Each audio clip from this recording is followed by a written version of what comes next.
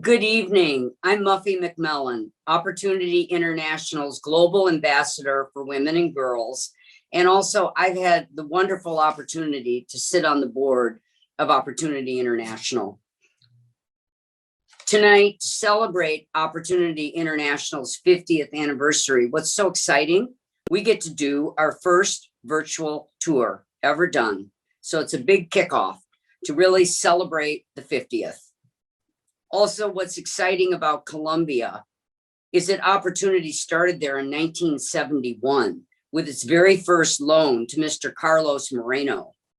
Seeing the incredible struggles the Colombians face and the challenges that they overcome with the resources and support from Opportunity International is really life-changing. And I hope you get a chance to see this tonight.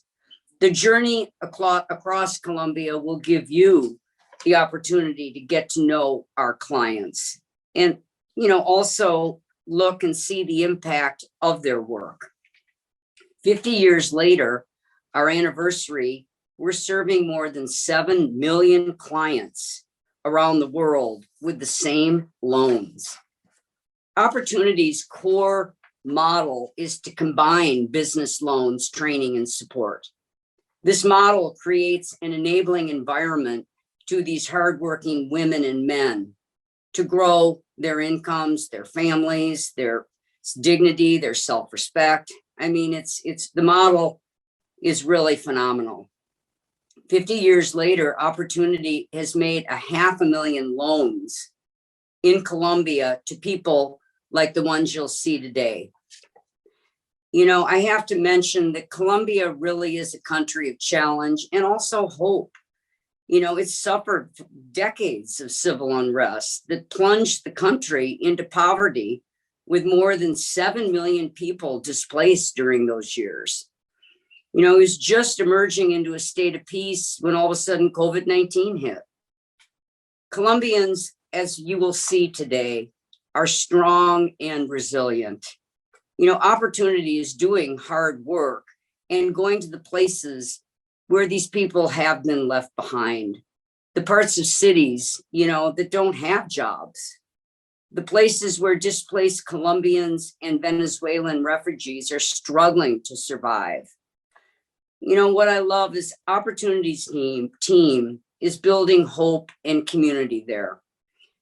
The people of this wonderful country really are strong and resilient, and you will see this. I have such a strong tie to this country. I love Colombia. And without further ado, please go grab a drink, grab a glass, get your passport, and let's get on board and start our tour.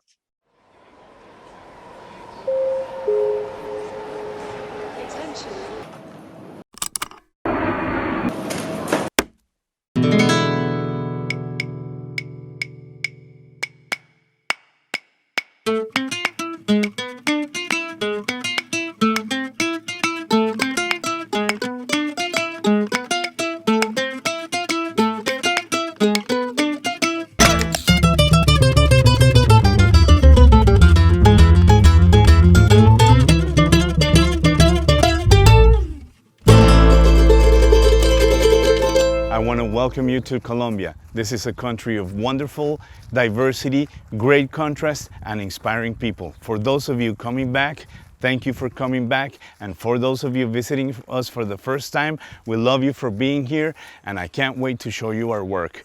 My name is Brian Olarte. I am the country director for Colombia, and I'll be introducing you to our work, our staff, and our inspiring clients. We'll talk more about what we do around the world in the car. Let's go, guys. This will be a wonderful experience.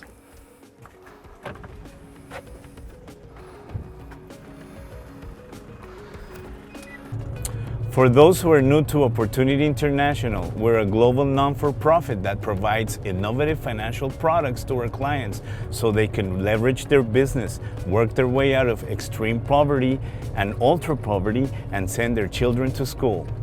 So we do this by providing financial services, technical assistance, and training so our clients can build sustainable livelihoods and educate their children. We work in 29 countries, and that work got all started here in Colombia. In 1971, we gave our very first microloan to a young entrepreneur named Carlos Moreno. Like most of our clients, Mr. Carlos Moreno was looking to give sustainability to his family and saw a gap in the market. With our loan, he was able to put it to work, and after 2 years of working, he had 11 employees and offered to his clientele 52 types of spices. I want to take you to a very special place for us. It is a place where we do Village Savings and Loans Associations. So what are Village Savings and Loans Associations? These are savings groups, we call them here in Colombia. We bring together no more than 19 people. They save in a box that has 3 keys and 3 locks, and there are key bearers. There's a box bearer, there's a president, there's a counter, and it's a very formal group. They save up. They agree on a bi-weekly saving amount for each member, and once each member has enough savings, then they can apply to loans, and that's why there is a credit committee. The loans are disbursed. They have 4 months to pay back the loan with the interest, and the interest they agree within the group how much they're going to charge each other in the interest. Of course, it's not above the allowed interest by the financial authorities. Additionally to learning how to save, because saving is an integral part of moving out of poverty. Additionally to saving, then they come and they learn about budgeting. This is called financial literacy. They learn about budgeting. They learn about doing a savings plan. They learn about their business, and they learn about the financial Colombian system. Why? Or the Colombian financial system. Why? Because we have children, we have adults, and we have Venezuelan refugees in these groups. So it helps everybody that needs help in Colombia. So let's go and see what these Village and Savings Loans Associations. They are in my heart, and they will be in your heart once you see them. We're here at the Sunflower Community. We've been working here for a couple of years. This is where we have our Village Savings and Loans Associations, or savings groups. The meeting is already started, and we're gonna sneak in. Guys, turn off your phones and let's go see what's going on. Come on.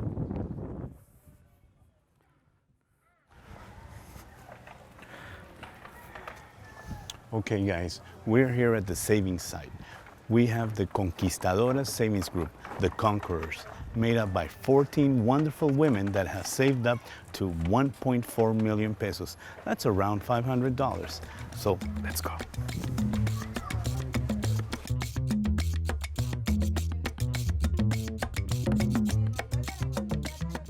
Mi rol manejando el grupo, más que todo se basa en direccionarles, enseñándoles cómo pueden gobernar el equipo, llevar adelante el grupo de ahorro y entregándole a cada una los roles que le corresponde a cada persona dentro del equipo. La metodología está direccionada con el fin de que ellas puedan guardar sus dineros. Esa cajita viene con todos los útiles necesarios para que ellas puedan gobernarse. Dentro de esa caja vienen los útiles para la portadora de llaves, portadora de caja, la registradora y los contadores. Ellas con esa caja hacen todo su rol del banco y guardan sus dineros, llevando todo el orden que corresponde a cómo es la metodología del ingreso del dinero. Ellas se reúnen cada 15 días o puede ser cada mes, y de acuerdo a la organización del presidente, registradores, contadores y portadores de llaves, ellas efectúan su reunión en cada fecha. Es importante que se ayuden entre sí porque la metodología les enseña que debemos de ser equipos, apoyo la una con la otra, en una temporada tan difícil y tan abatida como estamos viviéndola en este momento, es muy bueno tener una mano ayuda y que ellas mismas puedan subsistir con sus propios medios, con lo que ellas pueden ahorrar, con lo que pueden guardar y aún así con lo que pueden hacer dentro de sus actividades. El logro que ellas han tenido más que todo es la unidad entre ellas mismas. Así como hemos visto que el COVID ha lanzado muy fuerte a toda la humanidad, pues ha habido una dificultad económica grande y muchas han querido a veces desfallecer. Tuvo una gran idea y la idea era de hacer un bazar gastronómico para que se apoyaran entre sí haciendo comidas, ventas de comidas en diferentes puntos y con eso ya han logrado poder ayudarse y ahorrar con facilidad. Pues el trato con todas estas hermosas mujeres, la comunidad, ver que ellas pueden salir adelante y ser yo ese instrumento que puedo usar para que ellas puedan subsistir con sus propios esfuerzos. Hacerles saber que sí se puede y que en verdad pueden hacer muchas cosas con sus propios ahorros. My name is Emily, and I wanted to share a little bit with you all about some of the things that stood out to me the most whenever I first visited an opportunity savings group in Colombia. And I think what I noticed the most was that these savings groups really are about leveraging and amplifying a strength that the community already has. And in particular, what I saw was this strength of communal identity, of collective identity. It's not just about me and what works for me, but it's about what works for all of us, and the belief that whenever we all thrive, individuals thrive, and whenever I thrive, it impacts the community. So I really saw that at play in the savings group that I visited. And not only that, but related to this sort of desire for it to benefit the whole, now what we're seeing is that some people in savings groups are actually helping start savings groups for their children so that they can pass down this knowledge and that there will continue to be ripple effects throughout the next generation. It's such a beautiful thing to see whenever that community strength gets amplified and how it will impact future generations.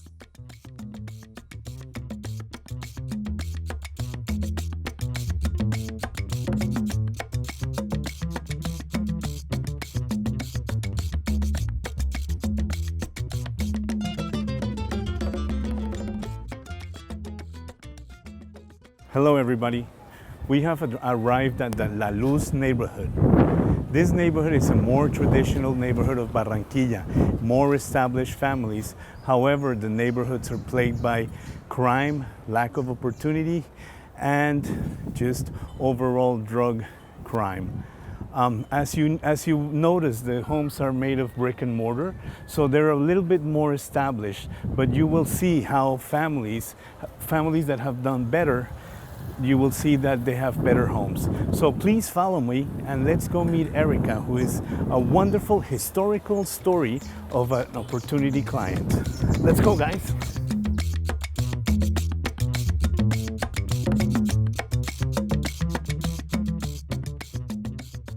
Bueno, nací en el barrio La Luz. Mi familia, mis padres, Ana Rosa, Víctor, 3 hermanos. Yo soy la mayor de mis 4 hermanos.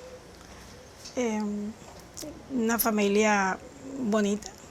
Mi mamá luchó mucho para salir adelante. Bueno, entramos en el negocio de calzado por mi compañero. Él fue el que me llevó a enamorarme de este arte. Iniciamos la labor por ser independientes, el amor de ser independientes, de tener nuestro propio negocio. Pues iniciamos, no se me olvida, con un crédito que nos hizo Ágape en su momento, hace 23 años, cuando inicié con esta empresa. El primer crédito fue de 180,000 pesos, lo utilizamos para materia prima. El segundo crédito lo utilizamos para comprar una máquina plana que actualmente la tenemos, fue nuestra primera máquina. Actualmente tengo 6 máquinas, el cambio ha sido total. Hoy en día contamos con 9 empleados y hemos ido creciendo. De hecho, tuve la necesidad de estudiar contabilidad para poder llevar la contabilidad y las finanzas de la empresa. Mejoramos la economía porque había momentos de dificultades en los cuales no teníamos y nosotros tuvimos la oportunidad de tener nuestros propios ingresos a raíz de la ayuda y el aporte que nos dio la empresa. Mi vida pues, cambió radicalmente porque ya tengo otras metas, otras oportunidades quiero otras aspiraciones. Mi sueño es tener una marca y que sea reconocida nacional e internacional. ¿Qué le dirías a alguien que está empezando con Opportunity, así como tú empezaste hace 23 años? Que aprovechen la oportunidad y que no todas las empresas como esta brindan esa oportunidad. Entonces es un apoyo que le dan para que uno salga adelante independiente, porque esto es más que todo para ser independiente. Hi, everyone. I'm Rebekah. And I'm Paul. And we're excited to be traveling with you today. You know, we've met about 15 entrepreneurs like Erika in Colombia, people who are working their hardest to work their way out of poverty and build a better life for their families. Many of the opportunity clients we've met are simply trying to put a roof on their homes or upgrade their dirt floors.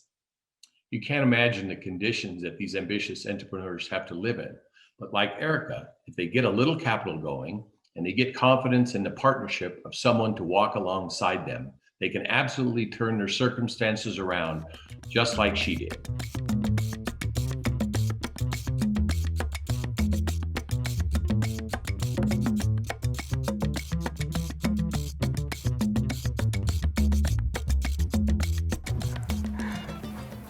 Hey guys, it's wonderful to be here again, and we're joined here by a wonderful friend of mine.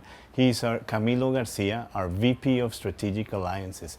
He's here to share with us about this new exciting phase of the work of Opportunity in Colombia. So Camillo, thank you so much for being here and thank you for sharing. Well, Brian, I'm excited to be able to start to implement the Opportunity Zone in Colombia, where it all started 50 years ago. So being able to integrate our programs and to develop this opportunity zone in a geographical area that we have defined as the departments of Atlántico and Bolívar, where we have a high concentration of extreme poverty and also some other social difficulties such as the immigration we have had from Venezuela during the last 5 or 6 years. The opportunity zone, Brian, I have to tell you, is expected to launch this year. We are expecting to integrate the programs of EduFinance, AgFinance, microbanking. So let me tell you a little bit more about each one of these programs.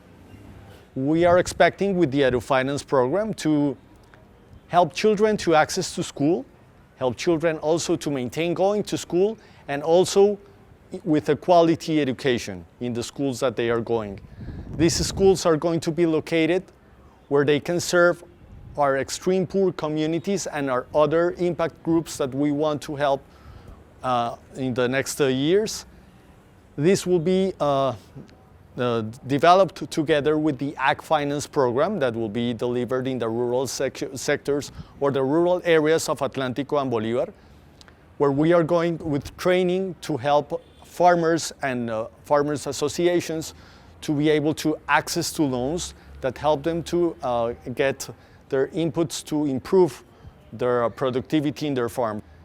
In addition, we are going to be able to have some partnerships or find financial institutions to unlock capital, not only to the EduFinance program or to the AgFinance program, but also to micro-entrepreneurs, small and micro-entrepreneurs here in the region that will be able to create or maintain jobs. So at the end, the idea of the 3 core programs that I have mentioned is to increase the income of the families, to get their children to school, to be able to increase the food production of our farmers, to serve or to feed their communities and their families.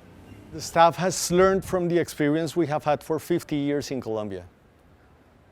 The staff knows our clients. The programs we're going to develop and the opportunity zone is thought based on our clients' needs. It's not based on what we know only, but also in what our clients need. Thank you, Brian. Thank you all for coming by, as I said, and hope to see you next year again here in Colombia. And you will see the impact that we have had in this first year that will surely begin in the coming days. So thank you very much for being here. Okay, now that we have said goodbye to Camillo, we're going to be entering to see our school, which is the Atanasio Girardot Centro Popular. We will be talking to Melvis Padilla, and she will be sharing with us what it is to be part of our education program. Our education program around the world brings schools together, allows them to evaluate their practices, and then enter into a pathways of excellence that allows them to, one, do their best teaching and learning practices, best school management practices, and create a proper school culture. So let me put this on, I have to. Melvis, it's a pleasure, es un placer conocerte, muchas gracias. Buenos días, Brian. Bienvenido al Centro Popular Atanasio Girardot. Gracias, podemos hablar. Gracias, permiso.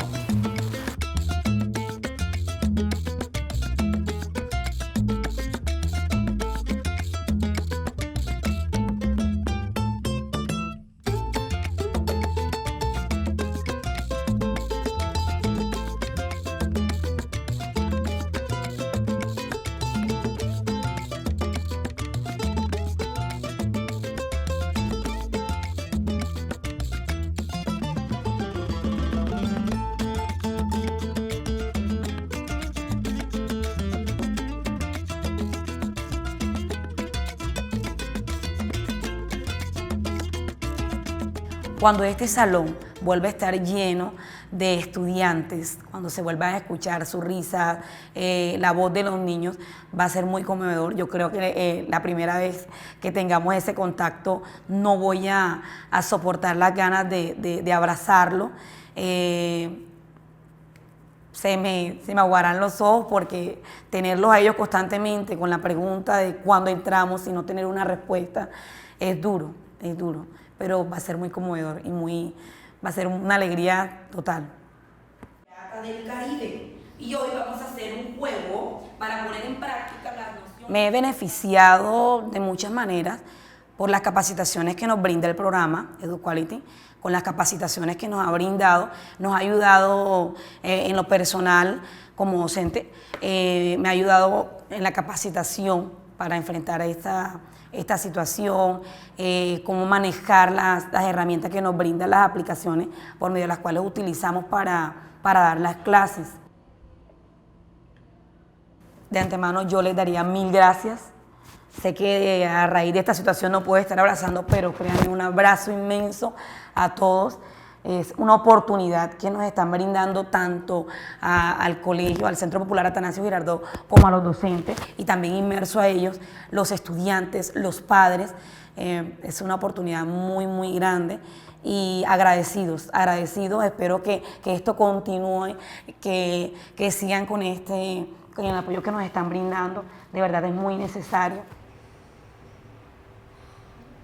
Having seen that teacher reminds me of the importance of the teachers in all of the education in schools around the world that Opportunity is supporting. I want to tell you a little bit about an Opportunity trip that my husband and I took with some friends a few years ago to Rwanda and Tanzania. We visited several schools, but the one that I want to talk to you about is a high school. As we entered the high school, there's a big poster on the bulletin board with a quote from Nelson Mandela that said, "Education is the most powerful weapon which you can use to change the world."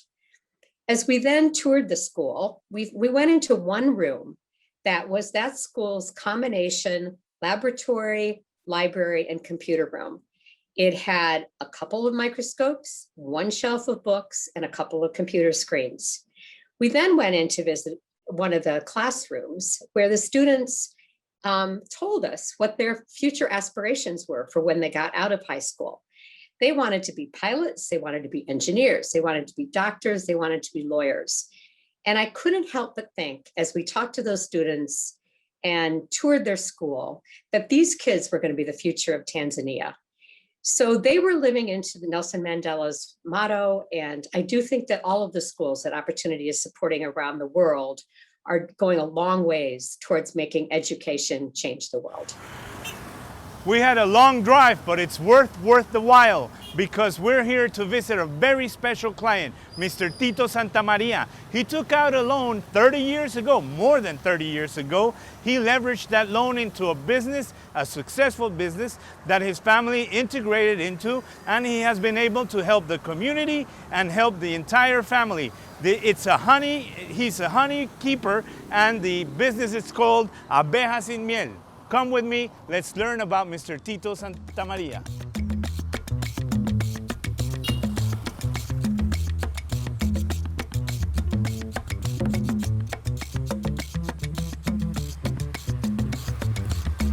Let's go.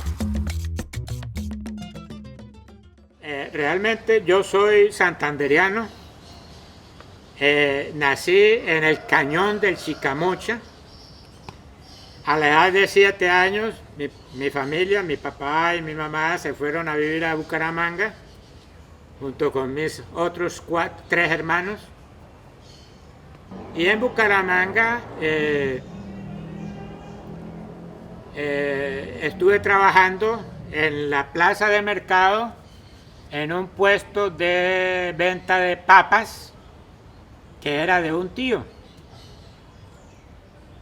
Ya me había casado en unos 2 meses anteriores, me había casado con Miriam, mi esposa, y un día a las 8 de la mañana llegó a la plaza de mercado una llamada de Washington para Tito Santamaria, y el único teléfono que había en los 52 puestos era el que tenía mi tío, y me pasaron al teléfono.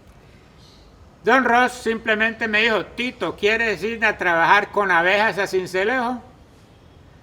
Y enseguida le dije: listo, don Ross, nos vamos para allá. No consulté con nadie, después fue a decirle a la señora, y la señora me dijo: vámonos. En el sentido de que cuando a uno le hacen un crédito, pueda invertirlo en lo que realmente se necesita. Gracias a Dios, bueno, por un lado la Biblia dice que no debamos nada a nadie, pero en los actuales momentos la gente, si no hay dinero, si no hay crédito, si no hay liquidez, no se pueden hacer negocios, no se puede hacer ningún proyecto. Es muy importante el dinero. Yo hice un aporte de 15,000 para empezar con 100 colmenas. En este sitio. Es un sitio que era fabuloso, espectacular para la apicultura. Pero para mí, ese primer año resultó en un fracaso muy grande, porque las colmenas fueron ubicadas en un lugar que, aunque la floración era exuberante, el sitio estaba infectado por un lugar de desechos de suero dulce de una quesera. Las abejas se me enfermaron y terminé al final del año con 13 colmenas. Con 13 colmenas, un fracaso muy grande. Sin embargo, pues don Ross supo de la realidad y él siguió apoyándome. Y cada año me hacía una visita y me daba consejos. Entonces, ser honesto, invertir en lo que se solicita y ser diligente, no quedarse dormido. Hay que hacer una cosa, hay que hacer otra, porque la palabra es muy clara, ¿no? Sí, mirad a la hormiga, oh perezoso, mirad a las abejas. Son ejemplos en la naturaleza que nos ponen a nosotros, que ya es una trayectoria de casi 50 años de estar vendiendo miel acá. pero también vendemos a clientes que tenemos en Medellín, clientes que tenemos en Bucaramanga, en Barranquilla, en Cartagena, incluso vendemos a hoteles 5 estrellas el producto de abejas y miel. Cuando me han preguntado que qué es lo mejor que le ha pasado en la vida, pues yo tengo siempre 3 o 4 respuestas. La primera es que hubiera tenido conocimientos del Evangelio de Jesucristo. Eso es lo principal. Segundo, que me haya conseguido una esposa como Miriam, temerosa de Dios y tolerante conmigo. Tercero, haber conocido la apicultura. Y cuarto, haber conocido personas como don Ross Clemenger, don Marcon Stringer, el señor Weaver, don Juan Pinzón, un amigo que está en Villavicencio, que lo quiero mucho. ¿Ve? Bueno, esas son cosas que puedo decir. Y entonces, en mi vida, pues, fue muy, muy gratificante, no sin dificultades, muchos días difíciles, pero siempre la mano de Dios estuvo en el momento preciso para ayudarnos.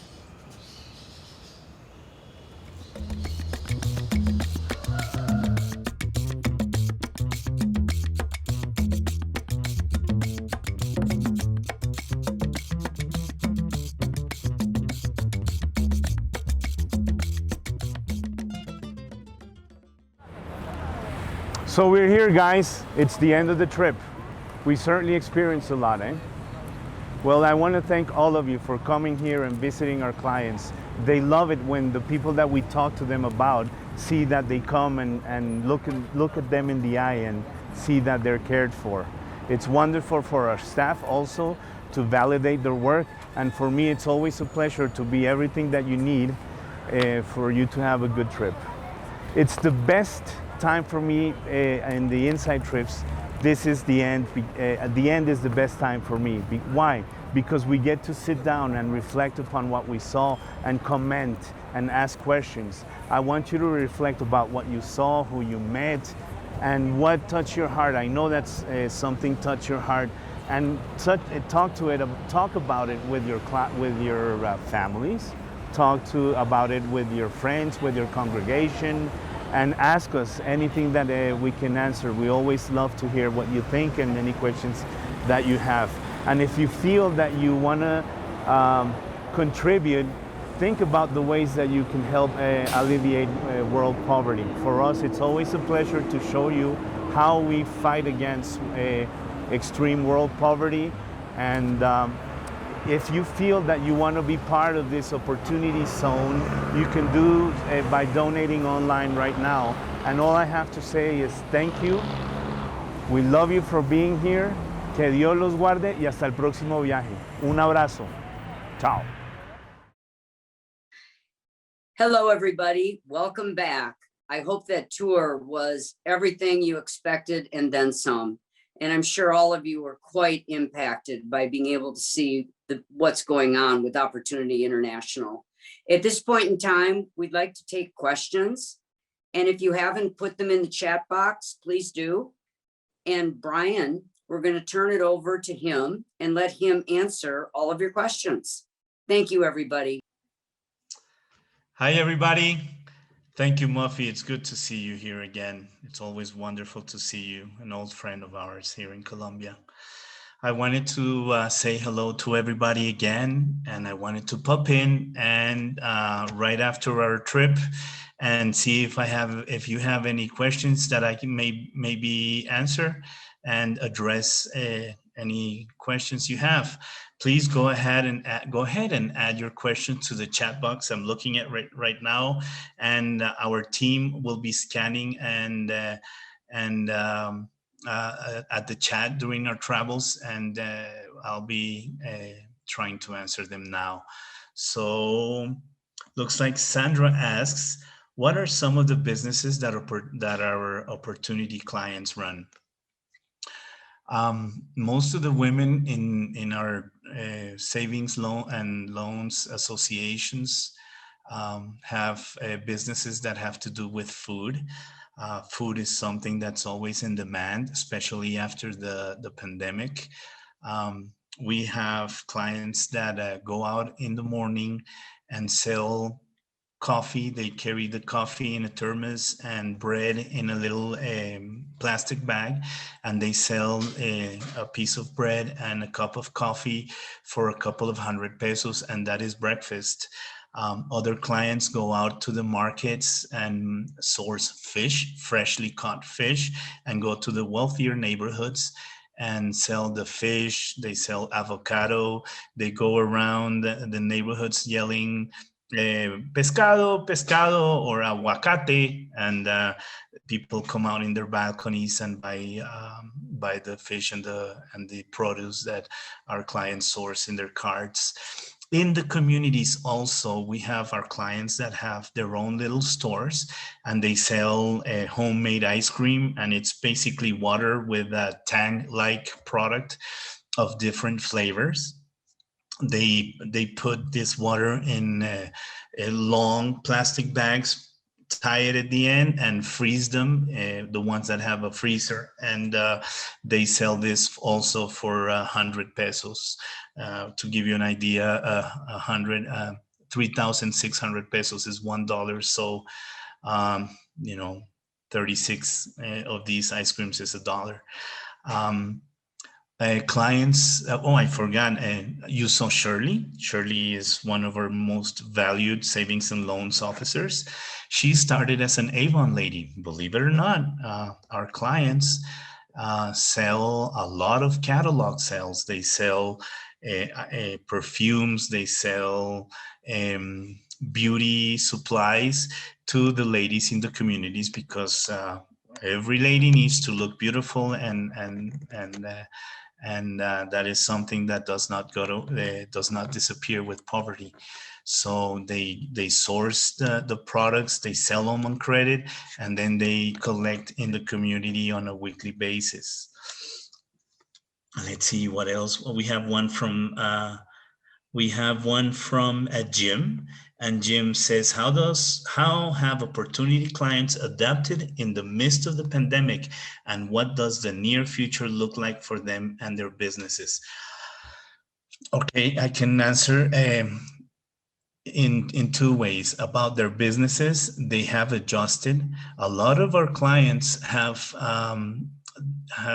come together in their groups and do basic food bazaar. They call them gastronomic bazaars or gastro bazaars, and they cook, and then they sell the lunch prepared for maybe 1,600 pesos or 2,000 pesos, which consists of rice and fish and maybe yuca or potatoes.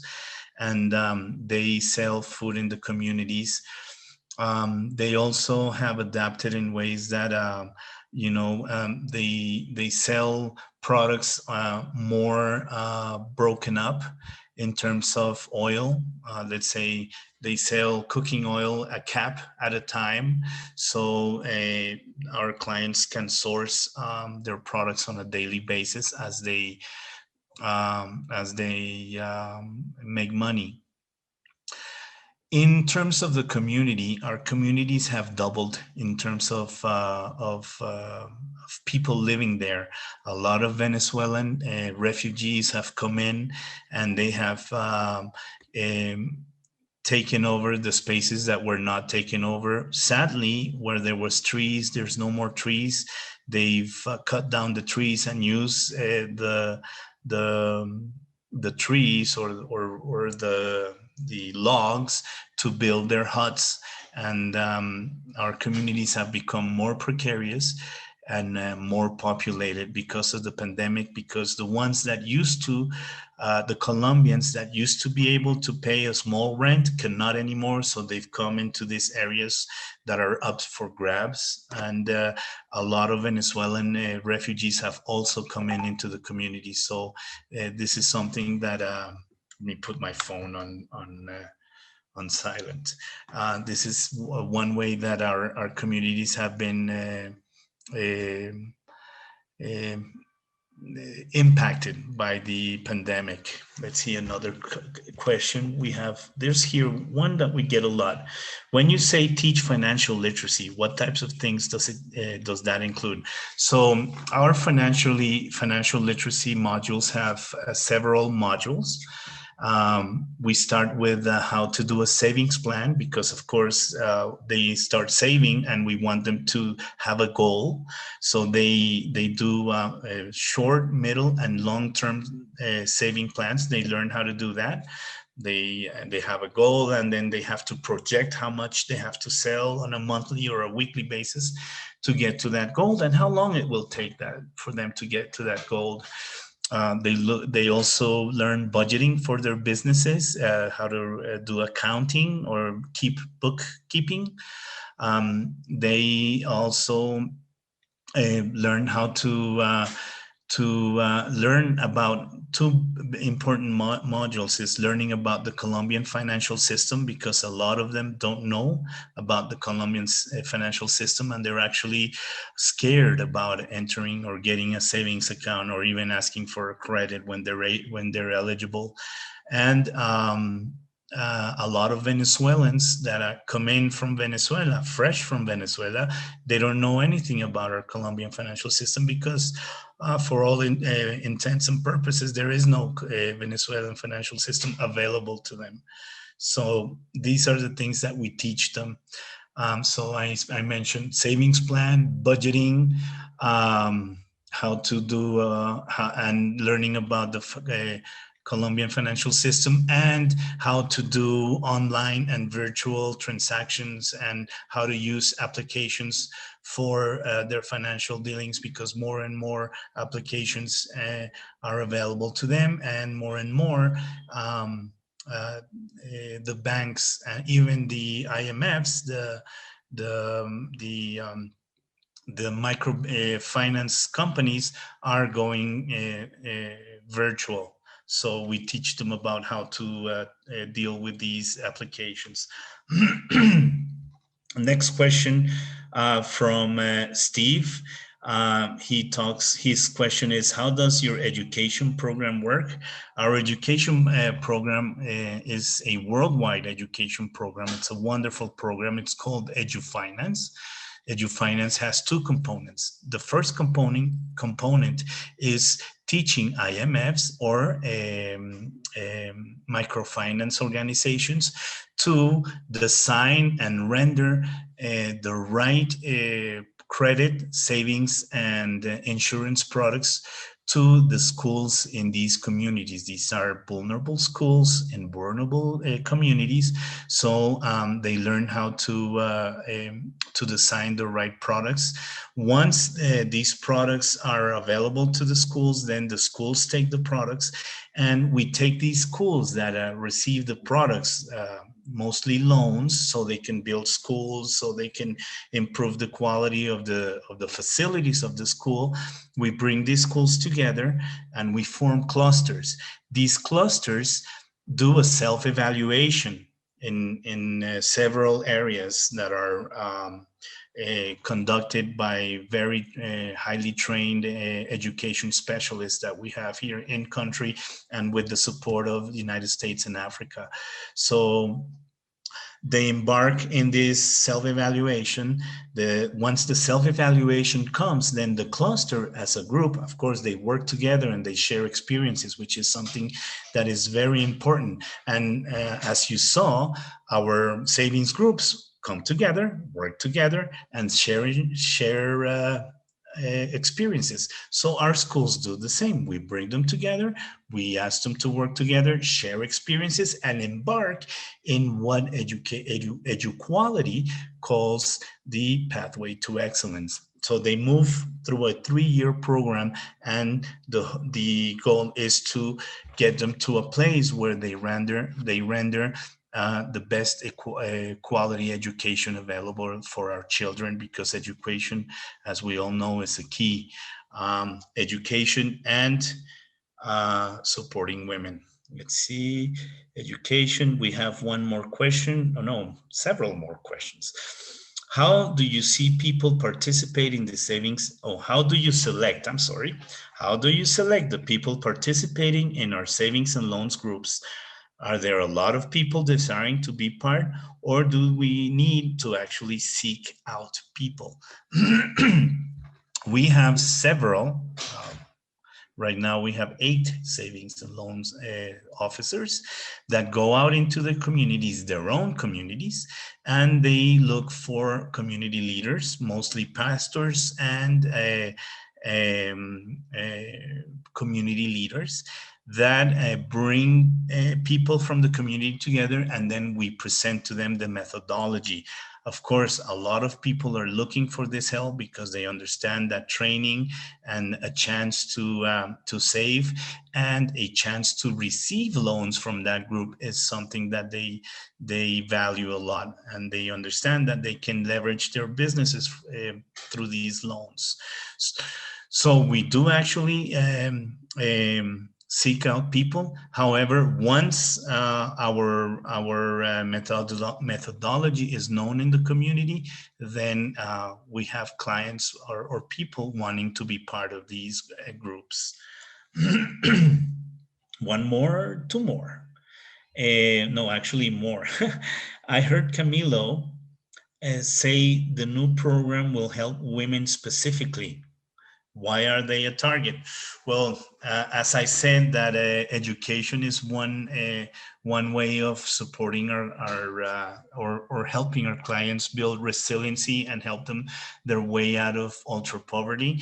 And of course, women are a key ingredient in these methodologies. When you help a woman save, when you help a woman get trained, when you help a woman get educated, when you help a woman get a loan, you're helping the woman and the children. You're helping the family nucleus. So we do actually actively look for vulnerable communities, vulnerable families, but organically the families are leaded, or the head of the family is very often a woman. Organically, our savings and loans groups are made up of women. We see a 70 to 80% women, and just for those reasons, because when you help a woman, you help the entire family. That does not mean that we turn our back on men. Of course, we have men in our savings and loans groups, but organically 70 to 80% of our clients are women. So even if we did not realize that when you help a woman, you help a family, organically or naturally, the women are more interested in doing these type of programs and projects because they understand that they need to feed their family. And in ultra poor conditions, men sometimes have more than one family. So it is on the shoulders of the women to support their children, because a lot of men are not in the home a lot of the time. We have, well, probably this will be the last one, but let me read. The woman Erika mentioned that moving to a new strata. Can you explain what is meant by that? Of course, Colombia, the Colombian government many years ago decided to cross-subsidize our society, cross-subsidize. So it divided the neighborhoods in stratas. So we have from strata 1, which are a lot of our clients. However, we have strata 0, which are neighborhoods that have not been accepted or are into the books. Basically, they're squatter communities. So we have strata 0 unofficially, but officially we have strata 1, which is the poorest, to strata 6. which is the richest. So Strata 6 actually pays more for their electric bill, even if they use the same electricity, the same watts for in their home as a home in Strata 1, but they pay more with the idea of cross-subsidizing that. When the Strata 6 pays more, then that extra payment goes to subsidize the payment of Strata 1. They pay a fraction of what Strata 6 pays, and so on as you go down on stratas. However, this has stigmatized our society. So when you want to put someone down, you call them Strata 0, Strata 1, or Strata 2. And when you want to say that somebody thinks that they're too good for everybody else, you say you're Strata 22. So that is basically the Strata system. It started out as a well-meaning program, and it does in terms of financial cross-subsidy. However, it stigmatizes the poorest neighborhoods. So everybody, I'm getting the signal that it's time to go. Thank you all for your questions. I love hearing from you and understanding what is in your mind when you come to these insight trips. We love you for being here, as I said, and please look for an email from us that will have recording of this event. And if you have any questions, please let us know. Share that this video with people that you might think that are interested in our program. And thank you for traveling with us. Oh, don't forget, there's a donate button in your page. And if you feel so inclined to, please donate, and we would love the help. And thank you so much for traveling with us again. Have a wonderful rest of your day.